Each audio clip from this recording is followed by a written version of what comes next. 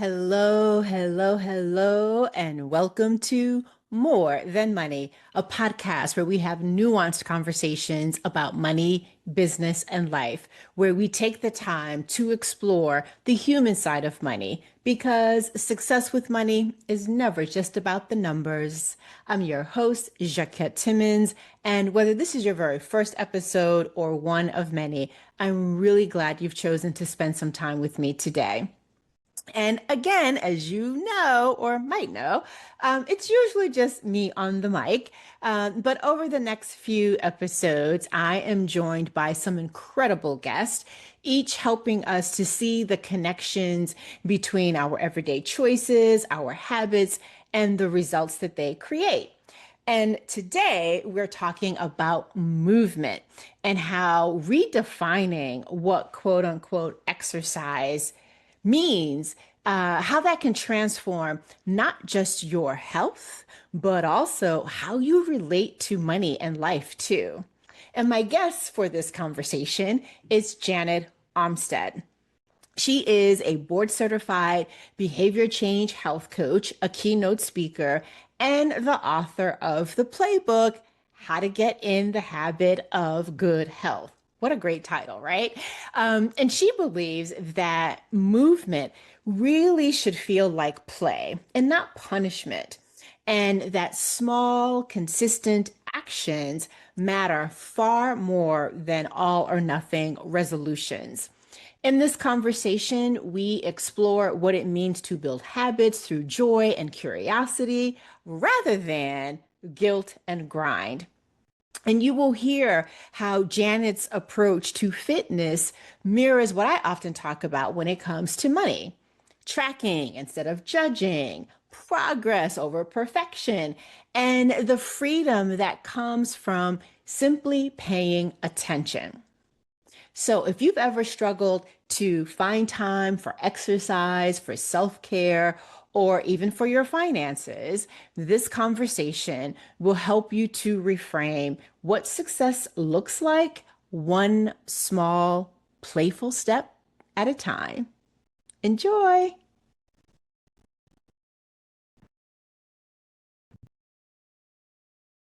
Hey there, Janet. It's so good to see you. Hey, Jacquette, really great to be here. Thanks for having me. Nice to Um, see you too. Thank you. Thank you. I have been really looking forward to our conversation today. And as we were talking in the green room before recording now, and even initially, one of the reasons why I am so excited is because of one of the things that you shared in the group that we're both in with Mike Ganino. And frequent listeners know how much I adore Mike, and they will also recall a conversation that I had with Carla. And I mentioned how she and I connected in Mike's group. And now here we are continuing that connection. And the thing that really, kind of stopped me in my tracks was one huddle where you talked about your philosophy and your work as play as exercise. So that was the first thing that had like, woo, mind blown. And then the other thing that was a mind blowing moment for me was your point about 20 to 30 minutes a day of activity, but it doesn't have to be 20 to 30 minutes in one concentrated block of time. So again, boom, like what? Yeah. Yeah. Uh-huh. and and when I was reflecting on both of those like mind-blowing moments, it harkened me back to the early 2000s when I was doing a 4-month money workshop. And one of the gentlemen that was in the workshop lost 20 pounds in that 4-month period, but he wasn't trying to lose weight. And what was really interesting was he made note of the fact that I'm not someone who is a proponent of budgeting in the more traditional sense, because I think most people fail at it because they create a budget based on how they want to say they're spending their money than the reality of how they're spending it. Mhm. But I do encourage people to track, because my whole point is you can't interrupt a pattern of behavior if you don't have any data to go back and reflect on to see what are you doing, when are you doing it, what are the triggers for it, etc. And it was because I was asking him to track his money that he started paying much more attention to what he was eating and when he was eating. And he was like, oh my God, all this fast food that I eat, all this other stuff. And he just made some, small tweaks and lost 20 pounds without really, exactly. So I just think that there are so many parallels between money and health, and in particular exercise, and our relationship to exercise and our relationship to food. And those are all of the things that I'm really interested in us diving into. So enough about me like fanning over why I'm so excited for us to chat today. Would you please share with folks who you are, what you do, and why it's so important to you? Of course. Again, thank you for having me, and I love that story. We could just dive into that in itself, and it would be like magic for people. But just to give you a little background, Mm-hmm. I'm Janet Omstead. I'm a board-certified behavior change health coach and a keynote speaker. I am also an author of the playbook, How to Get in the Habit of Good Health. The Yes, I work I have do, that right there it here. is. There's my book. Yes, thank you for showing it. Yes, yes, yes, yes. Um, the work I do, I would say, on the one hand, is very deeply personal to me because at 24 years old, I almost lost my life. Mm, And the only reason I survived was because I was fit. mm, I've always loved fitness and being healthy. But that mhm, moment changed everything to me. And it showed me that movement wasn't just about looking good or checking a box, it literally was life saving to me. mhm, And that experience combined with my work in the past, I've worked in television sports, I've interviewed athletes and later lived in Amsterdam. And my perspective was really shaped by how movement is all really about, to your point earlier, setting goals, finding awareness, um, and to me, helping people find joyful movement that will make them physically, mentally, and socially more connected.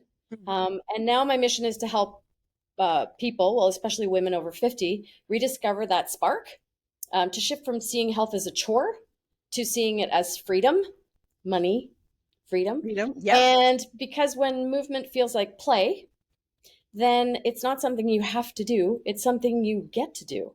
Right. And if people could really just start being aware of how movement is shaping or not shaping their life, Hmm. they can take back control of their health. Right. And isn't that ultimately what we want? Right. Yeah, definitely. Definitely. Well, thank you so much for that. One of the things that I also, just based on some of the things that you've shared inside the group and reading a little bit, I didn't get a chance to read it like cover to cover, but I definitely read, um, chap bits of the chapters in order to be ready for today. But one of the things that I walked away with is that you don't approach your work in a more traditional way, in much the same way that I don't approach mine in a more traditional way. So, the industry, I think, would have you think that success with money is purely about the numbers. Mhm. And I'm pushing back on that notion to really say, yes, the numbers matter because they do. And so to do the psychology and the emotions of money and how those all come together, and how those all come together depending upon the circumstances that you're dealing with and the context of those circumstances. So, with that as a setup, I would love to know your approach, especially when it comes to like interrupting the whole, New Year's resolutions and fitness goals and health goals, because that's a part of the whole traditional approach and mindset. Can we talk about your reaction to that and why you don't like it? Yeah, I feel that New Year's, New You, all of that. while on paper it seems like a really good idea, most people fail their resolutions within 17 days. Mm-hmm. And that really bothered me because I Mm-hmm. thought, how can people live in a failure trap, right? We Mm. don't, we don't want to fail, right? Right. We want to feel Right. that we are actually signing up to do things that are going to make a difference in the long haul. And unfortunately, a lot of the New Year's New Year resolution situations are really a short term band aid. We're Mm-hmm. not getting to the root of what is really how people really want to show up and what they imagine their future health being. And if Mm-hmm. actually people took, you know, 10 more minutes every New Year's to give themselves a vision for the year when it comes to their health or their Mm-hmm. um, numbers, whatever it's going to Mm-hmm. be, like, and to keep it really simple and repeatable and something that they can do for the long haul, even if honestly, I, the simplest thing. And I choose to show up with this idea of simplicity because the world has made exercise or money really difficult when it actually doesn't have to be. So if we just had this opportunity at New Year's, rather than fearing that we're going to fail and go back into the habits and the patterns that we have in the past, what if we could actually look at the new year as an opportunity to set an intention and a vision and show up, track, however you want to do Uh-huh. it, track that opportunity as an empowering way to show up all year and what a difference it would make. And stuff happens when you actually pay attention. And that's really what New Year's is. The idea is really what paying attention every day without judgment when it comes to your health or when it comes to your money. Yeah, people might actually make progress on their health continually rather than continuing to feel like they're failing. And like, I don't want people to feel like they're failing. Life is way too short to Yeah. think you are going to fail. Exactly. Yeah, I definitely agree with that because I operate in the no shame, no judgment zone, and Yeah. whatever progress you make, count it all good. And Yeah. even if you have a setback, okay, life happens. Get back on the horse and move forward from Yeah. there. Yeah. Um, I and that. agree. Oh, go Yeah. ahead. Go ahead. Well, you just said something earlier about um, by accident that man lost 20 pounds. Uh It huh. wasn't really his intention, but because of the non-judgment and making to your other earlier comment about numbers and why the number, especially women, we judge ourselves really hard. You step on a scale, for Hmm. example, and there's a number, and like, are, without judgment, like as data, Right. rather than this, oh my God, let's just throw in the towel Right. because that Right. number doesn't, but that number is just a small piece of an entire picture. And if we had less emotion, which is hard, but if we had less emotion on a number, numbers matter, but they aren't the be all and end all of success Yeah. because it's My different whole for my whole everybody. thing when it comes to emotion is the way that I encourage folks to think about it is we're human beings. So you can't we're emotional, right? You can't get Yeah. rid of that. The imagery I always invite people to think about is the question is, are you in front being pushed by your emotions, or are Mm, you in front leading your emotions? Because you're always going to be in that position, in that front position. But mhm, it's a matter of whether you're letting it push you to do something, or you're like, no, this is how I'm feeling, acknowledge it. And these are the choices that I'm going to make. You're leading it. So mhm, that's how I try to, when it comes to money anyway, get people to not deny their emotion, but also to change how they are relating to it in terms of whether or not they're going to, I don't want to necessarily use the word to be a victim, but if you're going to be a victim and be pushed by it, or are you going to be a leader and decide what you're going to do with it, if that makes any sense. yeah, like the question, what comes up for you? Yeah, And let's talk about what comes up for you. And what exactly. what story are you telling yourself around what's coming up for you? And how can we work together to understand how old stories don't need to show up, or what's possible when we Hmm. reframe things in a way that actually um, puts the power back in your hands. And that's, as a coach, it's not my job to tell someone this is what you need to do and this is the number Right. you need to get. It's like Right. so individual. Everybody has Right. their own unique ability, Excuse right? me. Yeah. Okay. Mm-hmm. And your unique abilities are like your environment that you're showing up in, the support you have, what you're ready, willing, and able to do. There's so many pieces that come part of that curiosity mindset, Yep. rather than judging. And that's really how people, I think, in both of our worlds move forward. Yeah, totally. So Mhm. one of the things that you mentioned in your book is this whole idea of good health being my words, a concatenation of play, habits, and joy, your words. So Mhm. can you talk a little bit more about how you arrived at that trifecta? Well, we are all born to play. Mammals, humans, we're all born to play. And somewhere along the line, um, there's been a story that's been sold to us that if we don't move in this way, then we're not doing it right. And and I have a problem with that. And Mm-hmm. the problem really stems from the fact that when I got into the fitness industry and when I saw what was all around me and this point, like I think it's 1% of the entire population actually work out. What? At 1.8 billion people do not do enough physical activity to keep healthy in the world. And that number actually it's increased, Excuse me. but it's increased, but that's a number from 2001 and it's increased in the last 4 years. 20 minutes a day.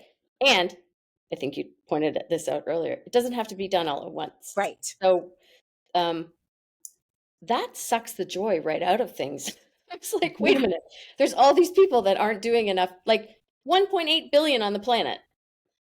That's an inconvenient truth of, that is a huge inconvenient and truth. think about the ripple effect of that. Right. So people are moving less. Things have changed, Yep. like our environment's changed. We are in an industrial world. Like I get all Yep. that. But there's a paradox in that Right. wellness equation that I am not cool with. Right. And if Yeah. I can help someone listening today, reading my book, helping someone in my coaching, understand that reframe of, well, yeah, exercise is something we get to do, Mm-hmm. but exercise is play. Play Right. is exercise. They're not Right. different.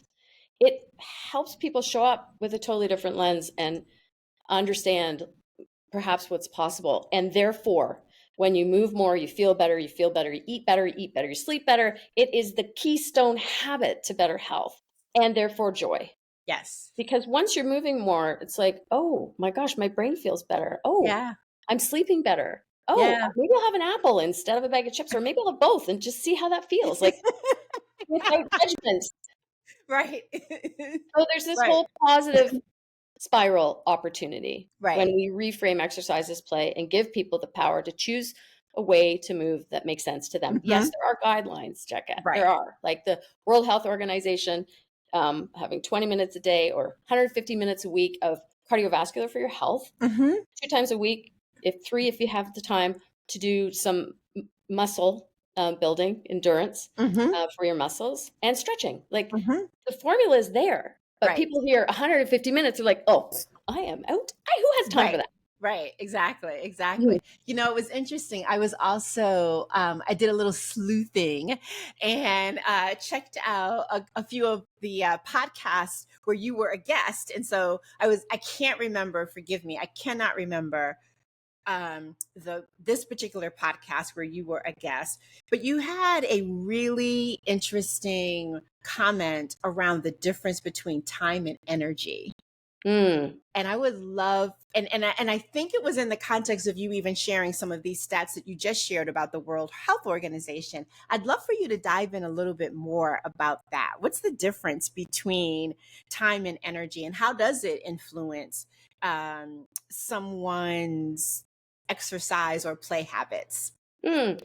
That's a really good question. My initial reaction is to say time is the number one barrier people face when they Hmm. are feeling that your doctor says you got to exercise or Right.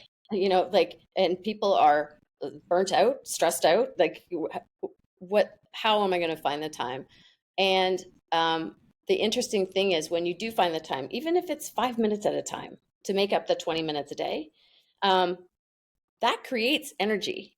Like Right. when movement, I'm sure there's a physics thing for that, like energy in motion stays in motion. Yes. You know, the first thing people think of is, oh, I don't have time and I'm too tired. Yes. I'll tell you an interesting story. My son, who's 27 years old, he's a songwriter and a musician, and he spends a lot of time sitting down creating. Uh-huh. And there was this point recently where he was really feeling stuck and thinking he could push through. And this is pretty typical for most people, right? Yes, absolutely. Most, like the average person sits over 9 hours a day. Yep. And oh, that's not so good because it Yeah. shuts your metabolism down, your insulin Right. levels, like your muscles, your heart, everything Right. is under stress. So circling back to my son, he said, "Oh, I'm so tired, Mom. Like I have no energy." And I said, how would it feel right now if you just went outside Right. and went Walked for a around the walk? block. Just, I know you don't have time. I understand, like in a Right. creative brain, you got to be in the, Yep. flow. I get that. And he was like, yeah, all right. I said, well, why don't you just call me back when you're done? Call me back. So he did. And I didn't hear from him for like 45 minutes. Right. And so I finally texted him. I was like, are you okay? What happened to you? He goes, oh my gosh. Like I got in motion. I got my energy going and I went a little further and I went a little further and I came back and I finished the song and thank you for the Oh my God, um, that's awesome. yes, to move. And he said, I am so grateful that I get to be reminded to go out and move. Right. And I call it play. Right. And that's just like in my own family. That just feels good to Hmm. shed the light on. Actually, time and energy don't need to be the opportunity cost. There's an economic term for you. Yes, Opportunity exactly. cost. It's the only thing I remember from economics. I love it. The opportunity cost is so fundamental when you Hmm. just and when you I mean I suggested he walk, but he could have done anything, skipped Right. rope, I don't know, Right. Right. Right. Right. Yeah. whatever, 5 minutes. It's funny because I've always been active. Um and there are still times when I wake up and I'm like, oh, I don't want to do it. And then I get outside, and as soon as the fresh air hits me, I'm like, oh man, I am so glad. And then by the time I'm done with my 4 miles, I'm like, yeah, I did I'm a superstar. exactly. My goodness. But it reminds me of Susan Taylor. She was once the editor in chief for Essence magazine. And this is going back years and years and years ago, but she said something that still sticks with me today, which is give yourself to yourself before you give yourself away. And I think of that on those mornings when I don't want to work out, on those mornings when I don't want to journal, when I don't want to meditate or do any of those things that I know prepare me for the day. And and sometimes I succumb to it and don't do it. And then there are times when it's like the reminder of you're doing this to take care of you before you start taking care of other people. And so take care of you. Which is what play stands for. Please look after yourself. I know, which is a perfect segue, unintended. Yeah. And it's worth tattooing on your wrist. Yes, I love that. I love that. So you've got play means please look after yourself. You also have one for habit. What's that? Head and body invested together. Head and body invested together. And then try. Try is time, or try increasing movement every day. Oh no, that was time. Try. Oh, I are have to you get my stuck? Yeah, no, I have to get my book Are out. you stuck? Oh, I have it out. It's try increasing movement every day. Right. That's time. And Yes. then fun is feel unbelievably Unbelievably nimble. nimble. Yes. Yes. That's right. Oh my goodness. I love that you kick off each of the sections of your book with these acronyms. What was it like coming up with them? It was really fun, to be honest, because I self-published, and my editor, her son actually was in like grade 1 at the time, and they were Mm-hmm. doing those at school. And she was Hmm. showing me some of the stuff he was coming up with, and they're actually called acrostics. I call Huh. them acronyms, but they are actually in the English language called acrostics. Oh, And okay. when she was showing them to me, I was like, "Oh my gosh, I used to love doing those, and I'm going to do some for my book." And she said, Yes. "Okay." And I actually recruited the use of my mother, because my mother, who is now 94, and Beautiful. although What a she has, blessing. yes, it's such a blessing, and she has vascular dementia. But prior to having memory loss, her favorite thing was crosswords and Scrabble and stuff like that. So she was really, and she helped edit my book. Like I would, the final edit through, I Uh-huh. gave it to her, and she caught things that all the other eyes didn't see. Like, so Oh, I really interesting. respect. So when I was coming up with these things, she and I sat for a while, trying to come up with them together. And yeah, I really, they're very unique, and they help people kind of understand um, words within words Yes. that really are fun, Mm-hmm. because it's got to be fun. If it's Yeah, not, yeah, yeah, if, it, yeah. if exercise isn't fun, why the heck are you doing it?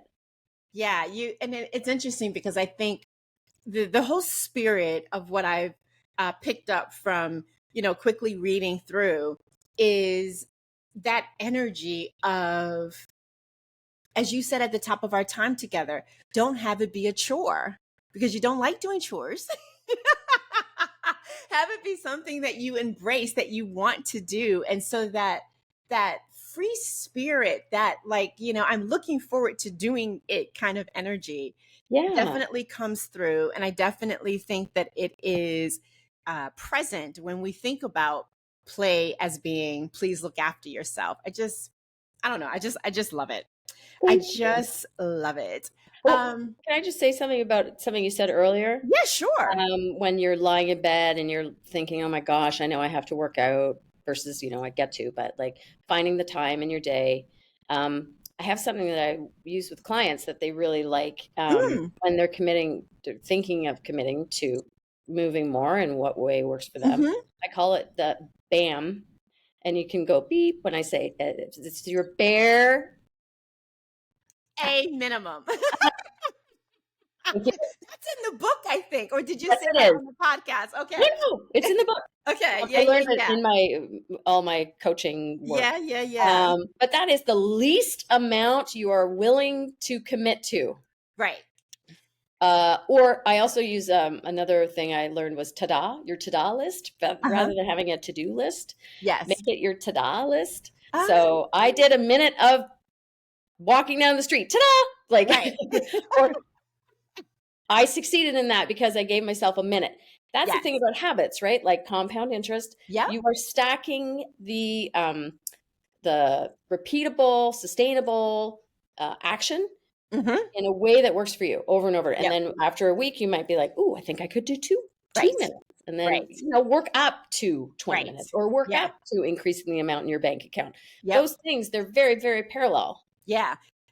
Again, you are like always two steps ahead of me here Oh, because sorry. one of no, there's no worries. It's a conversation. I'm just having Um, but the other thing that I wanted to just kind of touch on is um, what are some of the similar trade-offs and points of resistance that you see when it comes to um, movement and money?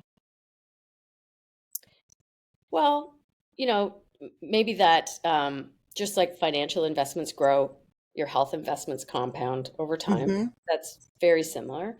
And I guess, the missing piece of investing in your health span, like you are investing in your future, investing not just in your lifespan, Hmm. because people assume that their health will be there when they retire, and mm, the Yeah. that's a problem, Right. because if you haven't really paid attention to it now. Before. It's Yeah. never too late. Right. It Yep. it, it for both. Yep. It's Nope. it's certainly um yeah, it's the asset that will continue to give back to you if you take the time to pay Right. attention and invest. Because we all want, you know, to retire and feel like we can go to a beach or, like that's where the vision work comes in that you do Right. and I do. Mm-hmm. Um, Mm-hmm. it's such a fundamental piece. It helps keep you aligned to where Right. you're actually going through the Right. journey, through the journey. Yeah. There was something else. I wrote down, let's see. I don't know. Listeners, I apologize. I am just getting over a cold. And while I do have my voice back, the cough is still there a little bit. So I apologize if you hear me coughing from time to time. Um, but one of the things that I also honed in on was your emphasis that there isn't such a thing as one size fits all. And I wholeheartedly agree with that when it comes to money as well. But there was something that you said, and I didn't highlight it, but I just made note of the page. But there was something that you said in chapter one: identify your core values Mm-hmm. in the personal assessments, that Mm-hmm. made me think about the role of values and how that helps someone not to succumb to any one size fits all messaging. Am I Yeah, no, you're totally right. summarizing that right in No, terms of what you wrote there? well, yeah, because everybody's an individual, and that I put those assessments in the back rather than worksheets. They're Uh-huh. assessments to tap into when we align our vision with what we value, Mm-hmm. and our beliefs Mm-hmm. about ourselves and our situation. There's just a lot more clarity that comes out of, because often forgive me if I'm wrong, someone might come to you and say, I want to save $100,000. It's like, Mm-hmm. okay, Yeah. awesome. And working through, okay, so why do you want to do that? What really is, it's like someone coming to me saying, I want to lose 25 pounds. Right. Cool. Why? And Mm-hmm. why? And digging and aligning the why with their strengths and Yep. the things that are going to help them feel like they're succeeding. Mm-hmm. And that's why it's not a one size fits all, because Right. everybody's answer is different and everybody's world is different. Right. So the one size fits all, while it seems great on paper, like, hey, I can write anybody fit an exercise program, a diet. I Mm-hmm. can tell someone this is what you need to do to sleep. But if it's not working for their life, they're not going to stick to it. It's Yeah. just Yeah. It's so funny. It's a little bit of a tangent, but I think it's related. I remember some time ago going to a nutritionist because I wanted to see if instead of taking medication for something, I could address it through diet. Mhm. And I'm not someone that's a vegetarian or a vegan. And I only say that for this point. I found these amazing ginger snap vegan cookies that I just love. And Yum. so, I had to keep a log of everything that I ate. So I, go to my session and she's looking at my list and she goes, "What's up with these cookies?" And I'm like, "Oh man, they are so good." And I'm like, "And they're vegan." And she looked at me and she goes, "Jaquette, sugar is sugar." It's like, oh, so the fact that it's vegan doesn't really matter? And she's like, "No, sugar is sugar." And so I wonder if there is a funny, similar story when it comes to working out. Like people I don't know if it's misinterpret, but they think they're doing something that's good. And I guess on some level it is, but it's not as good as they think it is. Well, the most people, yes, absolutely. I can think of a few, but my first reaction is most people, when they've decided that they're going to do something, they go all in, right? Right. They're like, I'm on it. I'm gonna run a 10K every day, and I am gonna like lift weights 3 times a week, and then they do it every day religiously until day 5, when their body says, "What the heck are you doing?" Like Right. this is there is a methodology to increasing our movement. Like it doesn't Yes. just like there is a methodology for removing sugar if that's something you're Mm-hmm. working towards. And just because the package looks bright and shiny doesn't mean it actually equates to Yes. right Yes. what Yes. what is your goal, or Right. or Right. it won't help in the long run. It actually Uh-huh. might do more harm. Right. So people have to be careful, and that's that back to the Jan 1, right? Oh, Right. a pair of shoes, and then people get injured and then they stop. Right. Like, Yeah, totally. what is that? Totally. Yeah, yeah. Okay. So that brings me to another question that I wanted to ask, and that is, how do you help people when they are frustrated with their results, Mm. but they're frustrated with their results and they haven't done the work? Well, their results aren't a reflection of me. It's Mm, it's like I that's a think good one. I think as coaches, it's not my job to fix you. Right.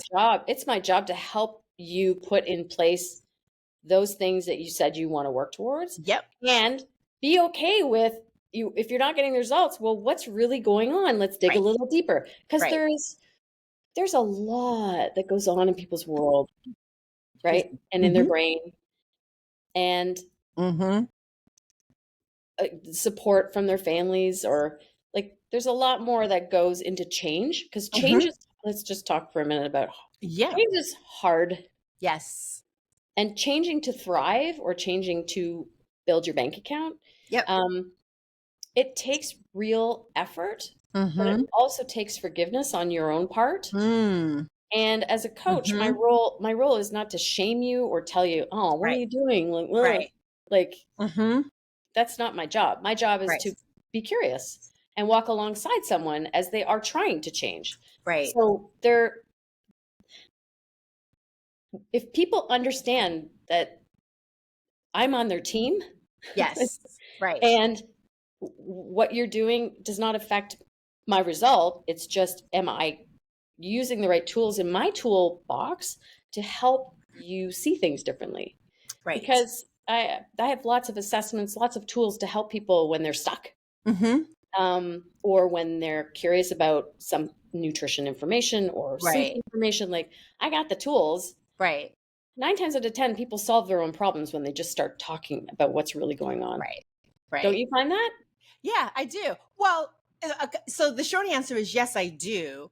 But I also think that, and I am thinking of a particular client in this regard. So I'll try not to, I'll be mindful of how much I share. But I think it is also that when you talk about change is hard, sometimes for some people, they don't want to make the tough trade offs.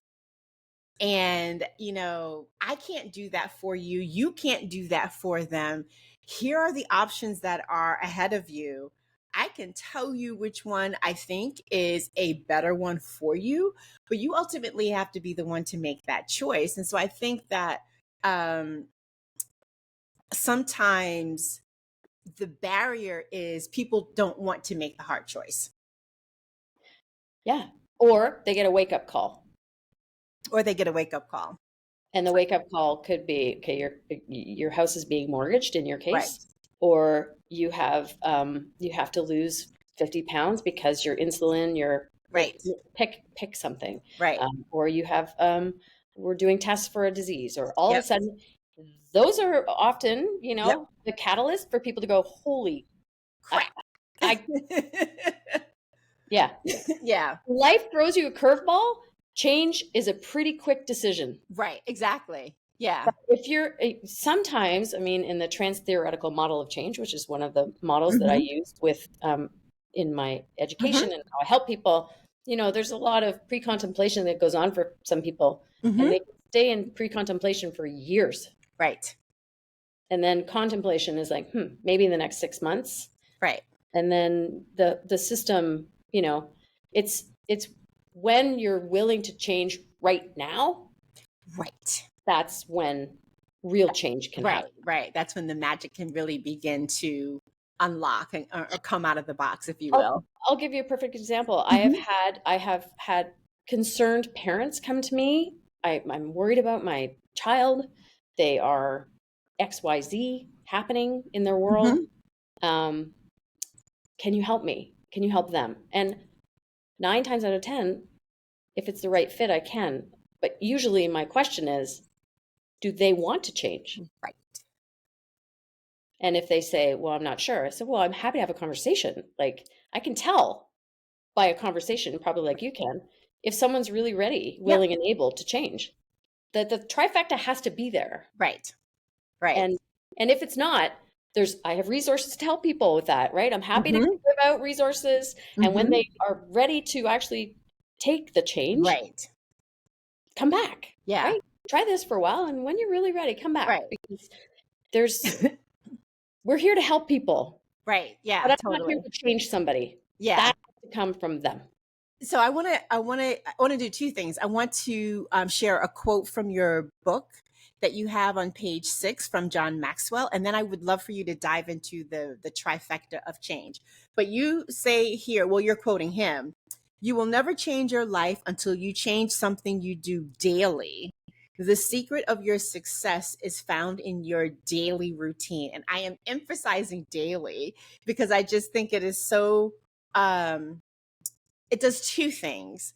One, it highlights the habit of doing something frequently, but I also think it highlights the importance of not dismissing small incremental action, which Hmm. to me is the daily aspect of it. Hmm. Yeah.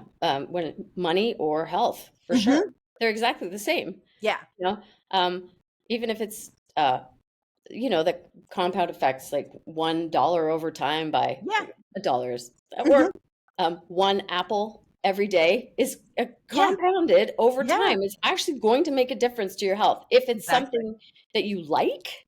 First of Hmm. all, you have to be on board with you to design it the way you want it to be, to make the change you want it to be. When you're showing up to make that daily investment and understanding where you're going, it's a heck of a lot easier to keep doing it, Right. right? Yep. And James Clear talks about it in Atomic Habits, or BJ Yeah. Fogg talks about it in, Yep. you know, um, it's breaking it down so it's so simple to do that you will find pleasure in succeeding and Right. tracking it, Right. and it's just something you're committing to. Yeah. And I really like, and you really won't ever change your life until you actually change something you do daily. Yeah. I love that. Okay, so what's the trifecta? You mentioned the trifecta of change. What is that trifecta? Ready, willing, and able. Ready, willing, and able. Hmm. You can be ready, but you may not be willing or able to change. You may be willing, but you may not be ready or Mm, able, or you may be all three. And when that's the sweet spot, right. when those Right. things all come together, it's like, Right. boom, Right. what's possible? Right. That's the trifecta. Awesome. Okay. So as we begin to wrap up, if someone wants to bridge their health and their financial well-being, speaking of habits and quote unquote small habits and doing things daily, what's one small habit that you would actually recommend they start practicing today? Hmm. Wow, that's a really good question. I think a lot of people don't drink enough water. Oh God. I am guilty. I have this big thing of water. You know what I end up doing though? I have this thing of water. Love it.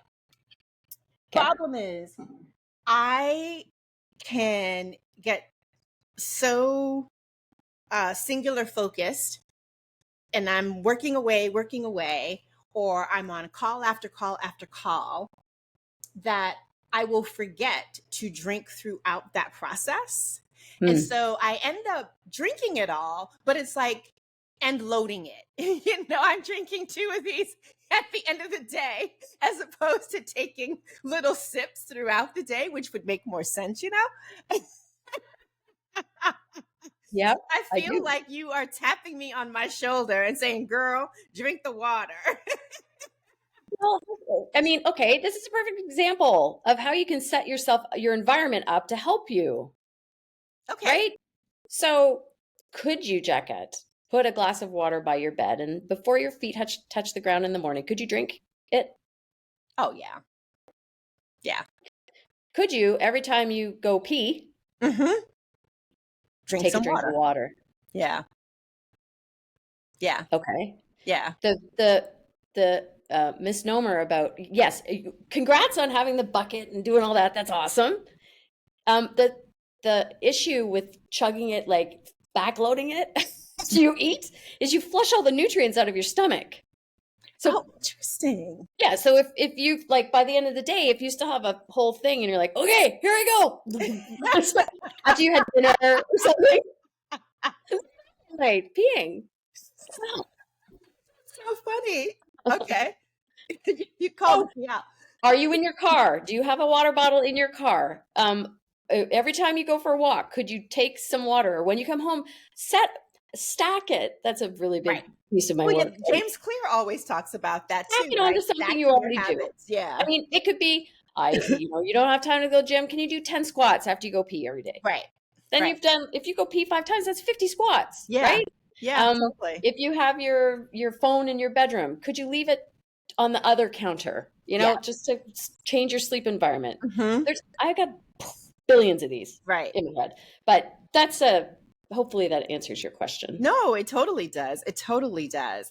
Um, okay, so two more questions.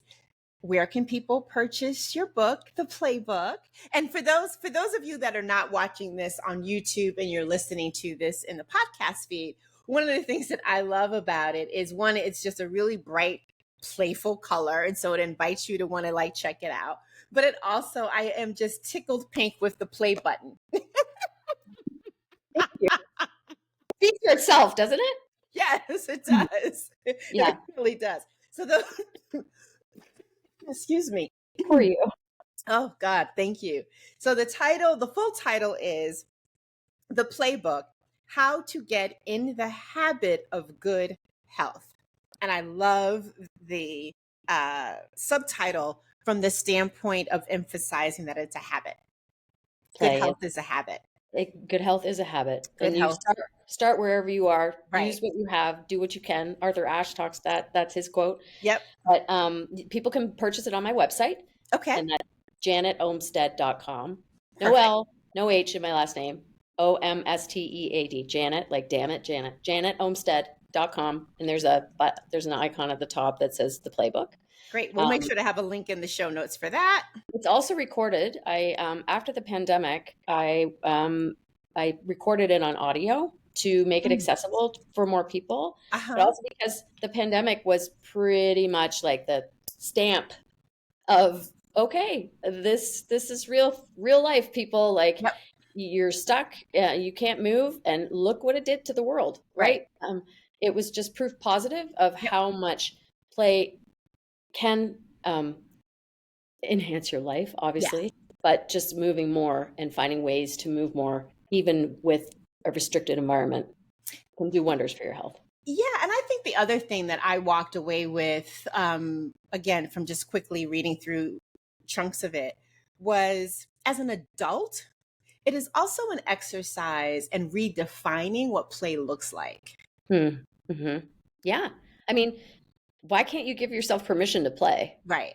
If you can't give yourself permission to work out, why not give yourself permission to play? Right. I talk about this on stage. It's like, imagine if everybody came home from work and said, okay, well, I'm just going out to play as adults. Right. Your partner might be like, what?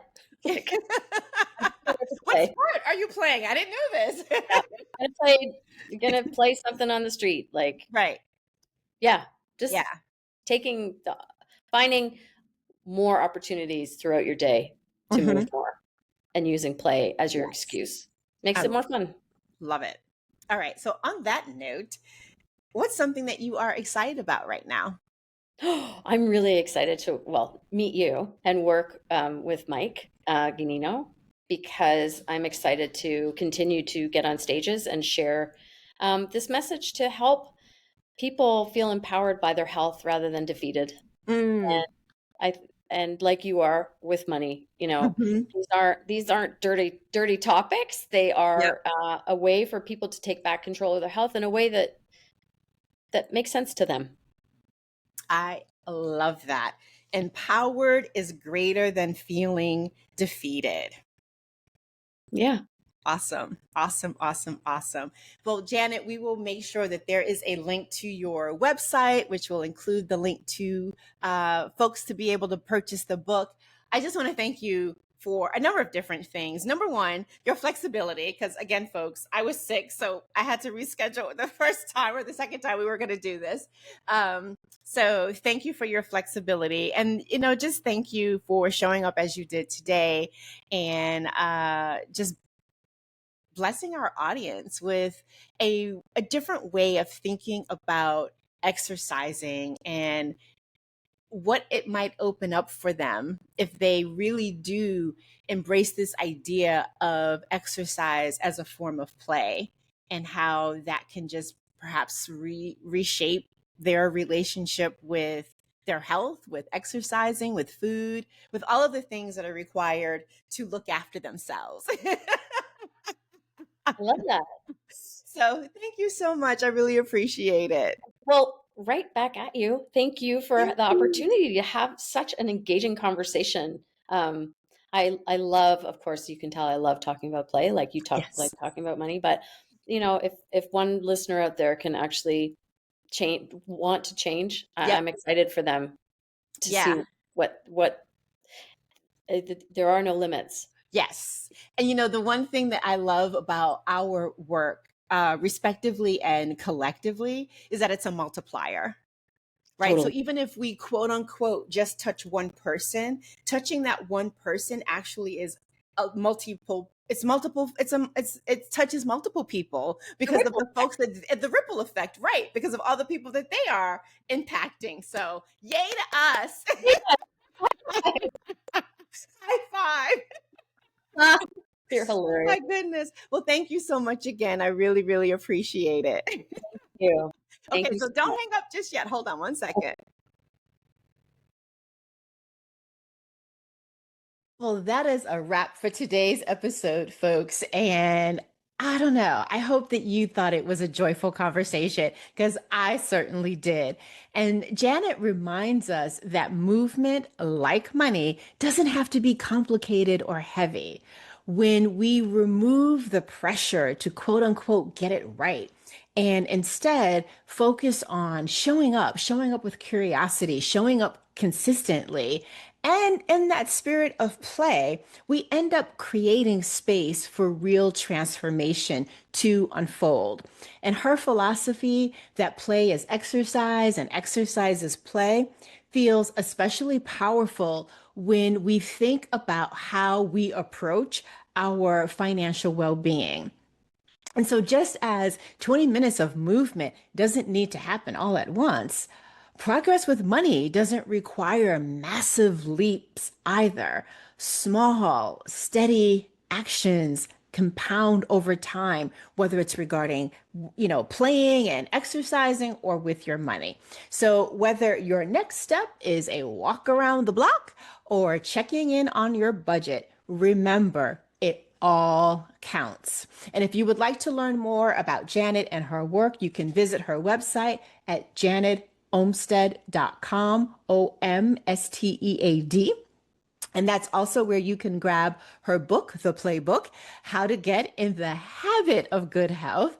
And if something from this episode resonated with you, or maybe an aha moment or a mindset shift, I would love to hear about it. So send me a DM on Instagram or LinkedIn if you hang out there, and let me know, what clicked for you, what resonated with you. And as always, again, thank you for listening or watching as the case may be if you're joining us on YouTube. If you like what you've heard today or this podcast overall, please do me a favor and share it with folks because that's how we are able to expand our audience. And if you happen to be listening on Apple Podcasts, please take a moment and leave a 5-star rating and a review. And we do ask for both because that helps us with the algorithm. And if you are joining us on YouTube, please take a moment to A, subscribe, and B, leave a comment. And of course, if you'd like to buy me a coffee, you can go to buymeacoffee.com/Jaquette, buymeacoffee.com/Jaquette. Thanks again for listening or watching as the case may be. I will be back with another episode. I hope that you will too. Until then, remember, it's about more than money.